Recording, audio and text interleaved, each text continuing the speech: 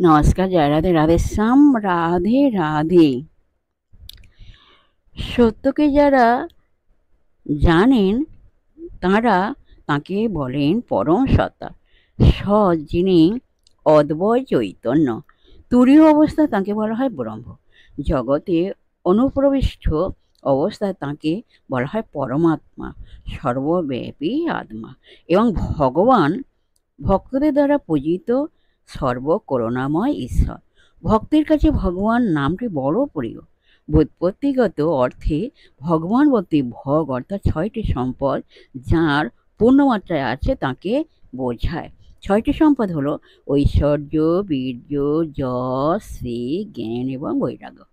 জয় রাধে রাধে শ্যাম, রাধে রাধে। জয় বৃন্দাবন বিহাरी लाल की जय, कृष्ण कन्हैया लाल की जय, बांके बिहारी लाल की जय, राधा श्याम सुंदर लाल की जय। राधे राधे। नमस्कार।